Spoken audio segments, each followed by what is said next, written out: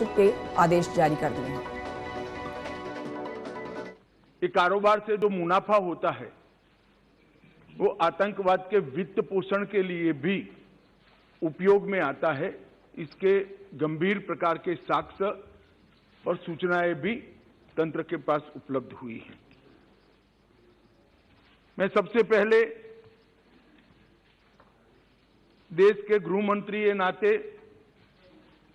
नरेंद्र मोदी सरकार का संकल्प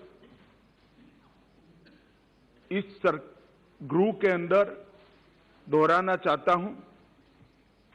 आजादी के अमृत महोत्सव के वर्ष में मोदी जी ने नशा मुक्त भारत का संकल्प समग्र देश के सामने रखा है और जब से सरकार बनी तब से गंभीरतापूर्वक इस दिशा में ढेर सारी कार्यवाही भी हुई। मैं सदन को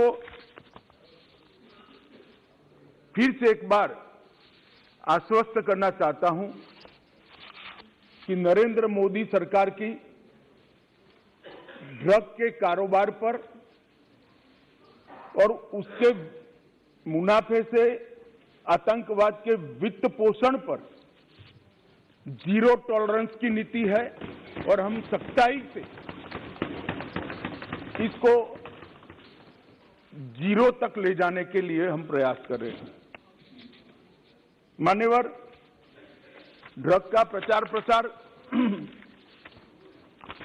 न केवल हमारी आने वाली नस्लों को खोखला करता है, लाखों लाखों परिवारों को बर्बाद करता है और कई प्रकार के सामाजिक दूषण भी कानून और व्यवस्था से जुड़े हुए भी इससे खड़े होते हैं। आगे मैंने कहा ऐसे आतंकवाद के वित्त पोषण के लिए भी इसके मुनाफे का जो देश भारत में आतंकवाद को बढ़ाना चाहते हैं, समर्थन देना चाहते हैं, वो इसका उपयोग करते हैं और देश के अर्थतंत्र के अंदर ये डर्टी मनी की प्रेजेंस देश के अर्थतंत्र को भी खोखला करती है। इसलिए जो नरेंद्र मोदी जी ने, देश के सम्मानीय प्रधानमंत्री जी ने गृह विभाग के सामने एक लक्ष्य रखा है नशा मुक्त भारत का, मैं निश्चित रूप से इस सदन को आश्वासन देना चाहता हूं, आश्वस्त करना चाहता हूं कि लक्ष्य की पूरी परिपूर्ति के लिए हमारी ओर से कोई कसर नहीं छोड़ी जाएगी।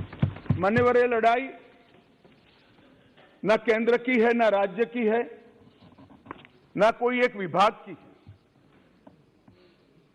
केंद्र सरकार और सभी राज्य सरकार और केंद्र शासित प्रदेशों ने मिलकर ये लड़ाई लड़नी पड़ेगी, क्योंकि इसका परिणाम लाना है तो बहुआयामी लड़ाई लड़े बगैर ये परिणाम नहीं आ सकता है। बॉर्डरों को से भी ड्रग की एंट्री को रोकना पड़ेगा, एयरपोर्ट और बंदरगाहों से भी ड्रग की एंट्री को रोकना पड़ेगा।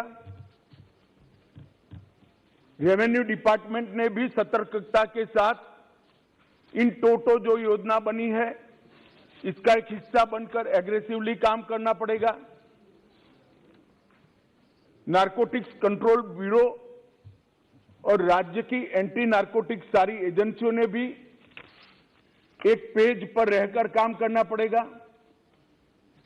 इसके साथ साथ पुनर्वसन और व्यसन मुक्ति के लिए समाज कल्याण विभाग और हेल्थ डिपार्टमेंट ने भी साथ में रहना पड़ेगा। इसके सभी आयामों को अगर हम एड्रेस करते हैं और सभी आयामों को ये लड़ाई के अंदर एक समान तीव्रता से जोड़ते हैं, तभी जाकर हमारा ड्रग फ्री इंडिया का स्वप्न साकार हो सकता है। मान्यवर, ये बहुत महत्वपूर्ण बात है कि लड़ाई केंद्र सरकार और राज्य सरकारों ने मिलकर लड़नी है।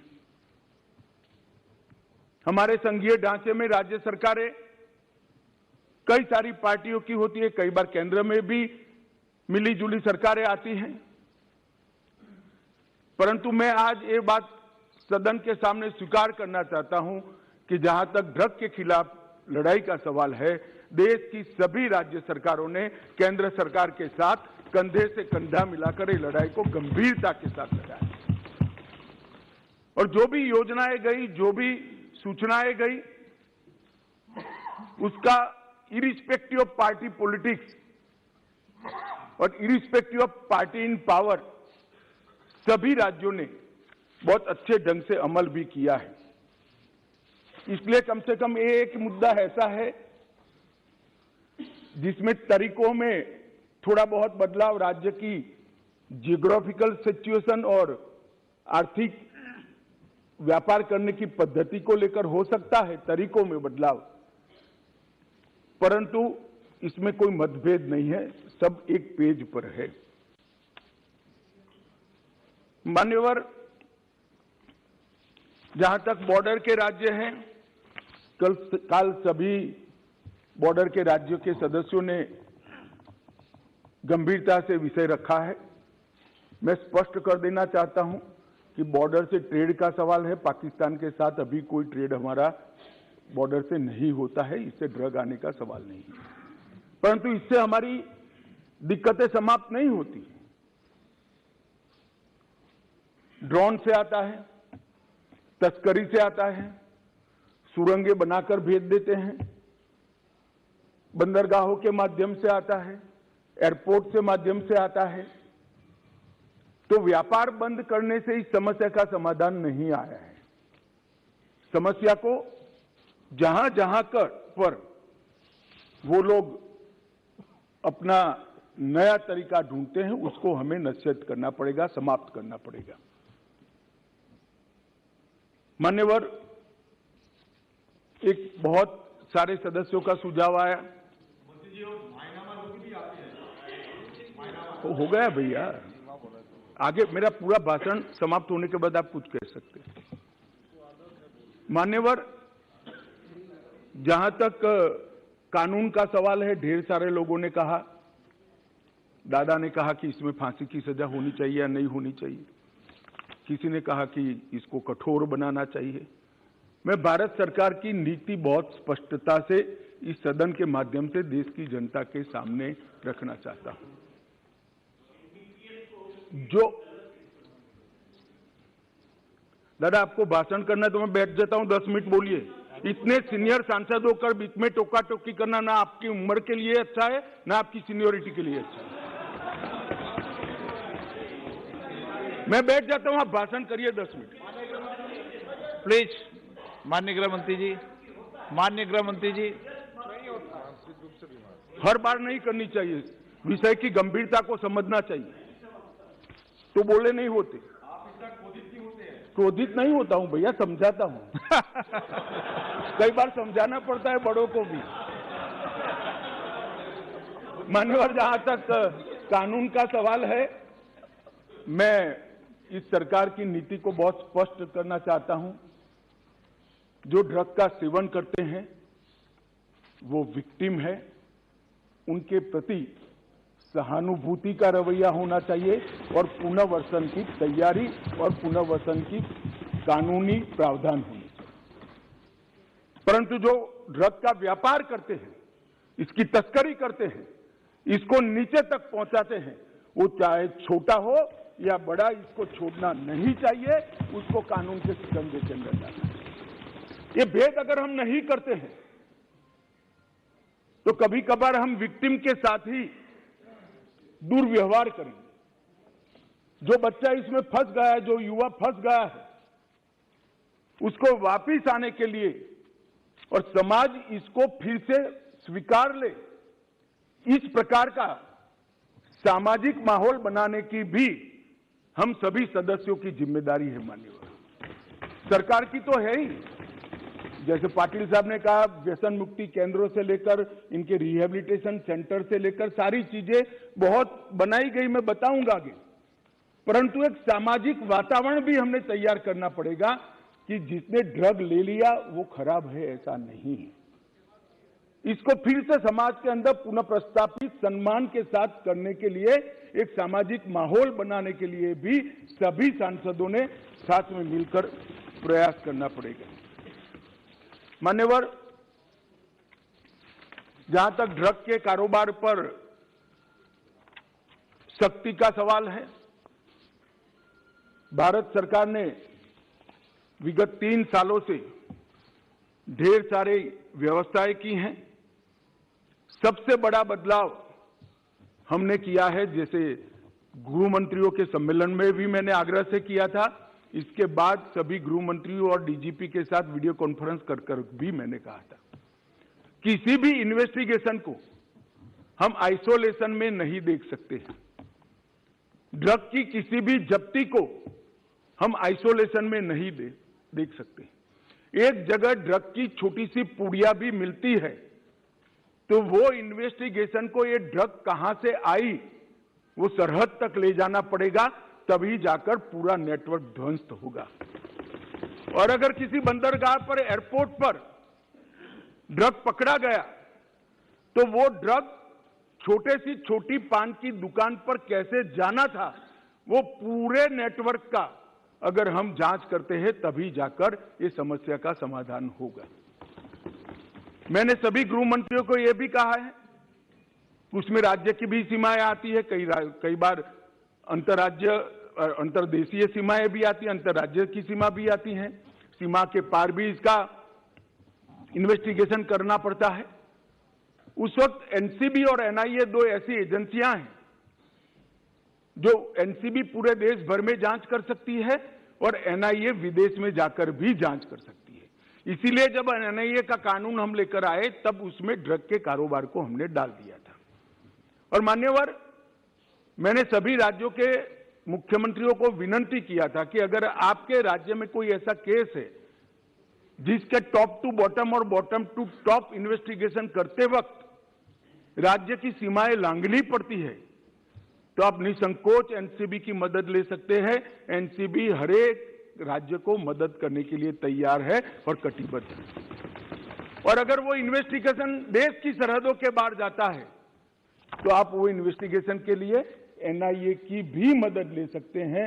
एनआईए आपकी मदद करने के लिए तत्पर है। और मुझे आनंद है मान्यवर, लगभग 42 इन्वेस्टिगेशन राज्यों ने एनसीबी या एनआईए को दिए हैं और सफलतापूर्वक पूरे नेटवर्क को ध्वस्त करने के लिए आज तीनों एजेंसियां, राज्य की, एनआईए और एनसीबी आगे बढ़ रही है और इसके बहुत अच्छे परिणाम भी हमने मिले हैं। और राज्य के सहयोग से केंद्र का नारकोटिक्स के सामने लड़ने की गति भी दुगनी हुई है और उत्साह भी दुगना हुआ है। मान्यवर, एनसीबी और एनआईए को जो केस सौंपे गए, वो केसों को हमने राज्य की एजेंसियों को साथ में रखकर भी इन्वेस्टिगेट किया है। मान्यवर, अभी एक गोल्डन ट्रायंगल और गोल्डन क्रिसेंट का उल्लेख आया। मैं थोड़ा अप्रोच बदलने की बात करता हूं। एक गोल्डन ट्रायंगल जिसमें दक्षिण पूर्व एशिया के देश हैं, गोल्डन क्रिसेंट ईरान, अफगानिस्तान और पाकिस्तान है। ये ड्रग के व्यापारियों ने उसको गोल्डन ट्रायंगल और गोल्डन क्रिसेंट नाम दिया है। मैं जब भी बैठक में इन क्षेत्रों का शब्द प्रयोग करता हूं तब डेथ ट्रायंगल और डेथ क्रिसेंट कर ही करता हूं। ये मौत का व्यापार करने वाले, हो सकता है वो गोल्डन ट्रायंगल हो नशे के कारोबारियों के लिए, हमारे लिए नहीं होना चाहिए। और ये हमारे अप्रोच के अंदर बदलाव समग्र दुनिया के सामने बहुत बड़ा संदेश भेजेगा। मान्यवर, नारकोटिक्स के खिलाफ भारत सरकार के गृह विभाग ने जो लड़ाई, भारत सरकार के वित्त विभाग ने जो लड़ाई छेड़ी है, और इसमें समाज कल्याण विभाग और स्वास्थ्य विभाग हमारी मदद में है। इसमें हमने जीरो टॉलरेंस की नीति अपनाई है। इसके 3 हिस्से हमने रखे हैं। संस्थागत संरचना की मजबूती, जो इंस्टीट्यूशंस हैं इसको स्ट्रॉन्च करना, जवाबदेह करना और सतत मॉनिटरिंग से उसको अलर्ट रखना। सभी नार्को एजेंसियों का, जिसमें स्टेट की नार्को एजेंसी भी आती है मान्यवर, और केंद्र की भी सभी डिपार्टमेंट आते हैं, उनका सशक्तिकरण और समन्वय, उनको एम्पावर करना और सबके बीच में कोऑर्डिनेशन बनाना और एक विस्तृत अभियान जागरूकता और पुनर्वसन के लिए हाथ में लेना। ये 3 विभागों में ये लड़ाई की संरचना गृह विभाग ने की है, क्योंकि मान्यवर ये सीमा रहित अपराध है।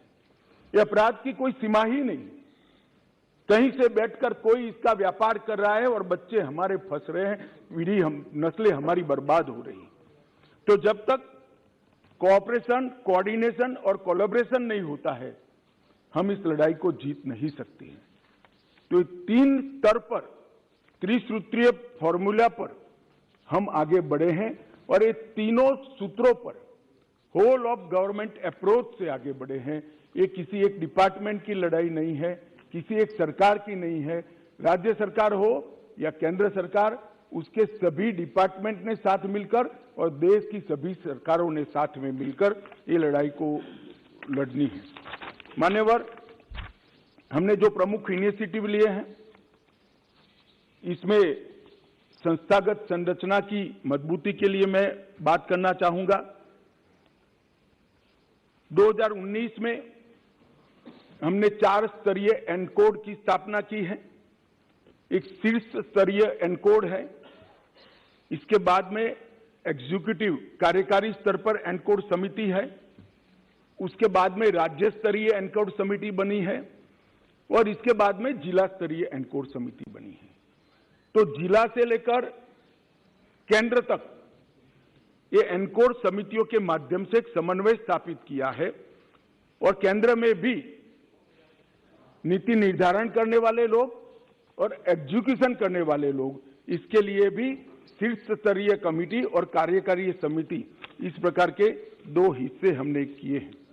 अभी 5वीं शीर्ष स्तरीय एनकोड कमेटी की बैठक हुई थी, मैंने ही इसकी अध्यक्षता की थी और ढेर सारे फैसले हमने लेकर नीचे राज्यों को पहुंचाए हैं। अब वो जिले तक परकोलेट हो गए। मगर इस स्तर पर मैं सभी राज्य के मुख्यमंत्रियों को भी सदन के माध्यम से निवेदन करना चाहता हूं। ढेर सारे राज्यों ने, लगभग 100% राज्यों ने राज्य स्तरीय एनकोड समिति बना ली है। इसकी मीटिंग्स भी होती है, इसकी मिनट्स भी आती है और वहां पर केंद्रीय एजेंसियों के प्रतिनिधियों को बिठाते भी है, चर्चा भी करते हैं। परंतु सबसे महत्वपूर्ण जो है, जिला स्तरीय संरचना का डिस्ट्रिक्ट लेवल पर जब तक डीसीपी और कलेक्टर इकट्ठा बैठकर, समाज कल्याण अधिकारी इकट्ठे बैठकर और हेल्थ डिपार्टमेंट का बंदा इकट्ठा बैठकर जिला स्तर पर इसकी मीमांसा नहीं करेंगे, ये हमारी लड़ाई सफल नहीं होने वाली। आज तक देश के सिर्फ 32% जिलों में, हम 1.5 साल से प्रयास कर रहे हैं, 32% जिलों में ही समिति बनी है। इस सदन के माध्यम से मैं देश भर के सभी राज्यों के मुख्यमंत्रियों को और केंद्र शासित प्रदेश के सभी सरकारों को, एलजी को, एडमिनिस्ट्रेटर्स को निवेदन करना चाहता हूं कि आप स्वयं व्यक्तिगत स्तर पर इंटरेस्ट लेकर आप अपने अपने राज्य में जिला स्तरीय एनकोड समिति की रचना करें। जिस दिन राज्य के, देश के सभी जिलों में जिला स्तरीय एनकोड समिति बन जाएगी और राज्य स्तरीय एनकोड समिति को उसका फीडबैक मिलेगा, ये लड़ाई हमारी बहुत मजबूत हो जाएगी। आप देख रहे हैं न्यूज़ 18 उत्तर प्रदेश उत्तराखंड। को किया गया गिरफ्तार।